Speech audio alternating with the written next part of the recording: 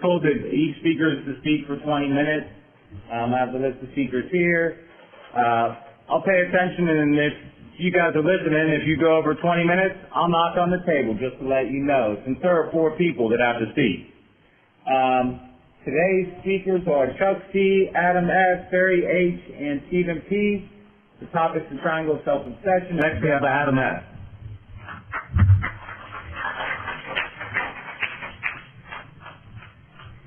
Hey everybody, I'm Adam, I'm an addict. We have a moment of silence. You have a higher power or God of your understanding. Can you please ask to be shared through me so maybe I can say something that may help somebody today. Thanks.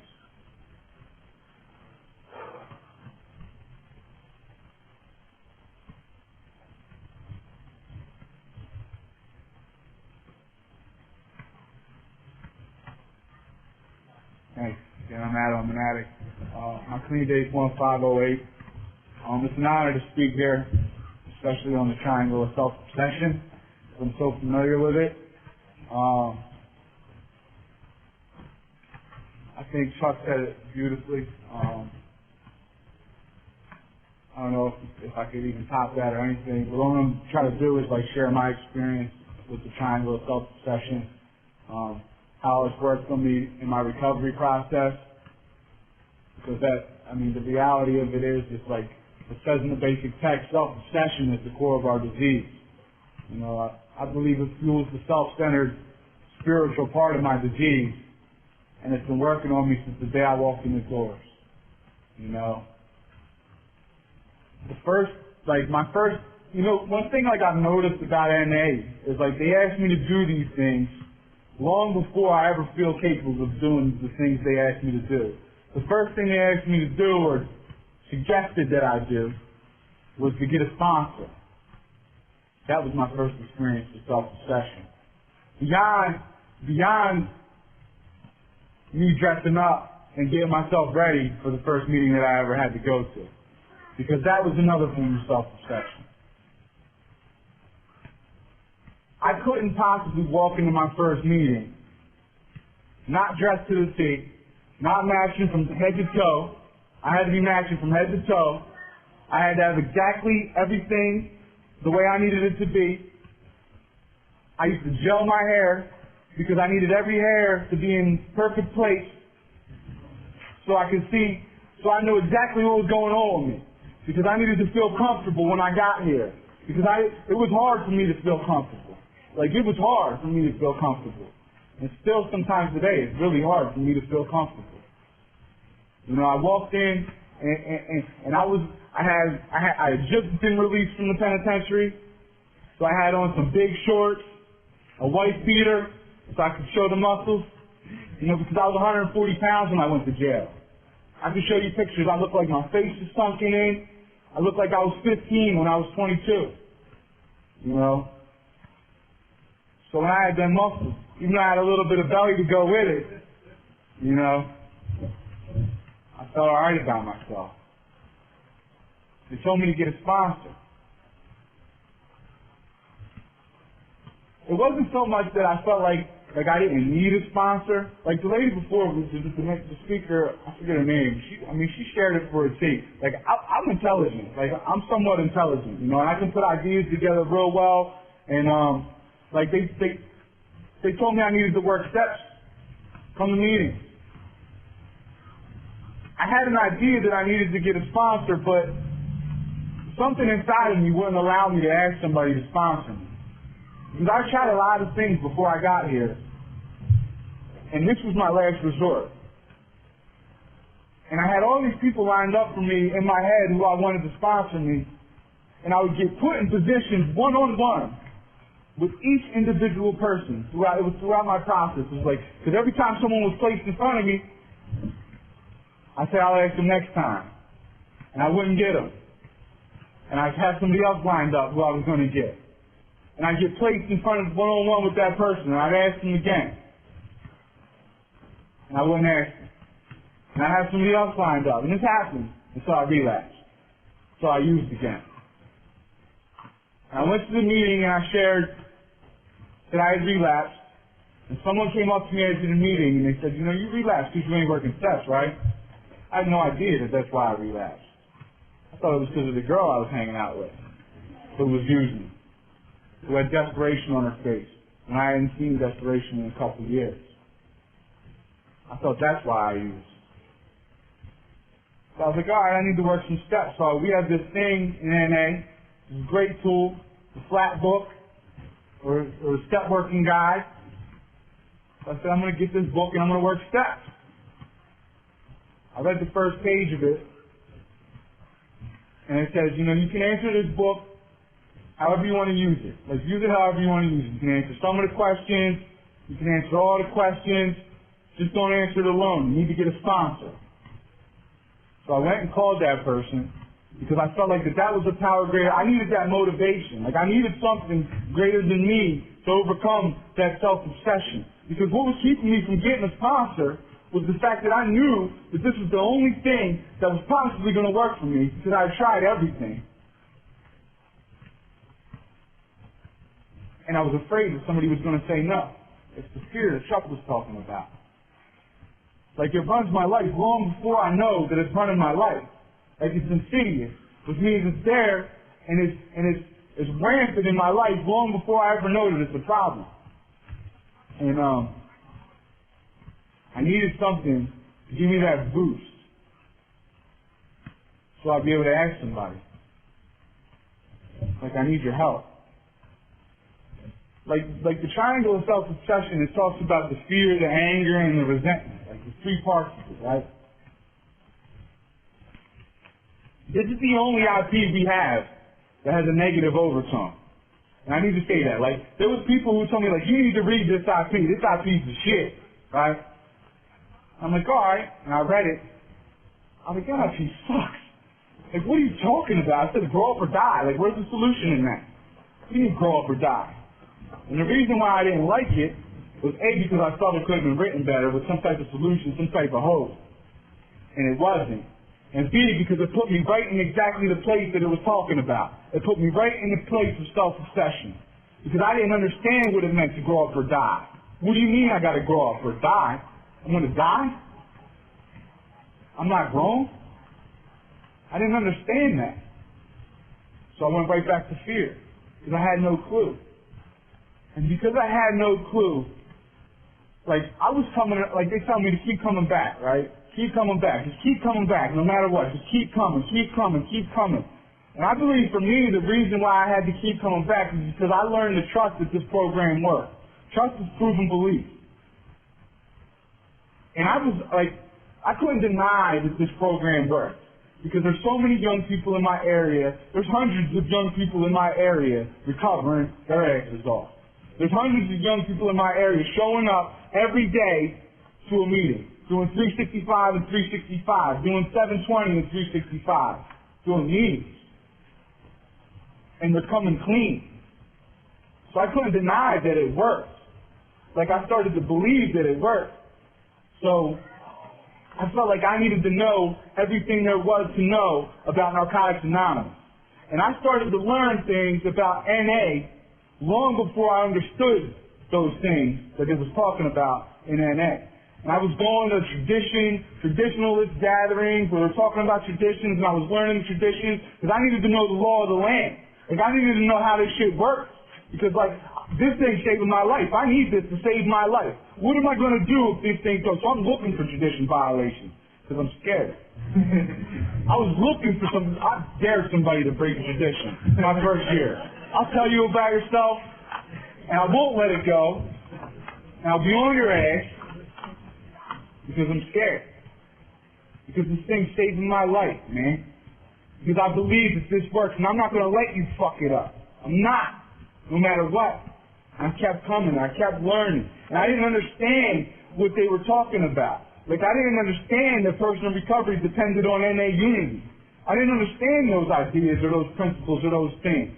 But I kept coming. And I didn't understand really what my addiction was completely. I didn't understand how powerless and how because I was powerless and it made my life unmanageable, and because my life was unmanageable, so unmanageable that I was powerless to do anything about it until I found a power greater than me to restore me to sanity, and I learned how to use the second step, and I realized like it says in the IP, right? and I just noticed this today because I had to read the IP before I shared. It says, fear, anger, and resentment are expressions of our self-acceptance. So that's to say that those things are not self-obsession any more than a smile is happiness. Because my smile is an expression of my happiness. But the smile isn't the happiness. So what's self-obsession? Right? This is where I'm going with it. So I'm like, because I believe that like me preparing and getting my shit ready and my hair all gelled up, and my white beard ready, and my sneakers fly as hell before I could walk into that meeting was just as much self-obsession too. So it's to say it manifests in many different ways. What is it that's causing this fear? What is it that's causing these things to manifest in my life? Because like humility, we come to understand humility as acceptance of our assets and liabilities, right? And like, I had a problem early in my recovery, or at some point in my process, I might not have been so early, I might have been kind of recent, where people were like humility was like the all shucks, ho hum, I'm not so good type of person, right? And I could like boost somebody up and tell them that they did a good job and they did a good job. Or tell them that like it wasn't me in that committee that did that thing. Like it was all of us. It was all of us. And that's very true. Like that's a humble statement and it's true. But can I take a compliment? Because it takes a humble person to take a compliment. And that's where I'm like, that's what I'm starting to like notice about myself is the area I need to work on my humility is acceptance of a compliment, of the fact that I'm okay. But the fear robs me of that. The fear and the self-obsession and the triangle of self-obsession, it robs me of those good things. It takes the things that I need to survive in my life, like the good qualities, and it pollutes them with a self-centered, self-obsessed viewpoint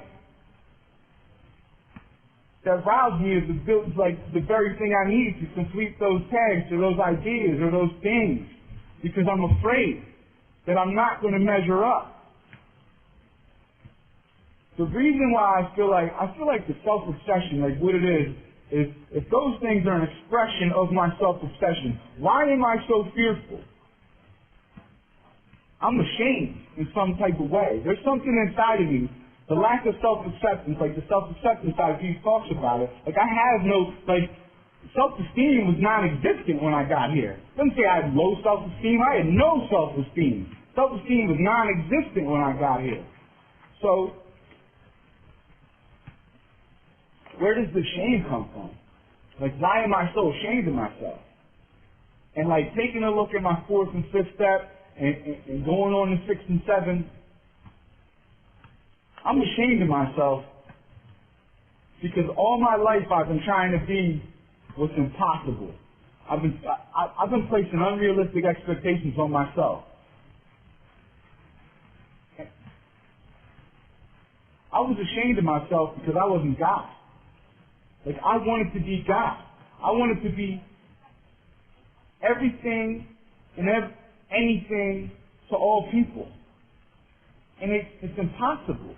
Like, I have this ego inside of me that tells me that I'm great, but I can't manage to behave in a manner that would express my greatness. So, what am I? I'm a fraud. I'm not great. I'm human, is what I am. But because I have this self-centered, self-obsessed viewpoint, I believe that I should be God. Like, just for today, like, I'm grateful for the knowledge that God doesn't need me to be God, but I need God to be me. There's no way in the world, like self-will, I don't know if self-will, I think self-will is an illusion. Because I'm either in the disease, I'm either working on my recovery, or I'm working on a relapse. There's no in between. I'm either in the disease, or I'm in recovery. That's my experience. There's no in between. My behaviors are either spiritual or self-defeating. That's my experience. I hurt myself. My default mode is self-obsession, because I'm not God. And I have an inability to accept the fact that I'm not God. And because I have an inability to accept I have a shameful, self-obsessed, fearful, angry, resentful attitude, like he was talking about. There's one thing more than anything else that'll defeat us in our purpose. That's an attitude.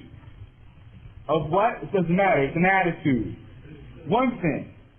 It's an attitude. An attitude of indifference or intolerance.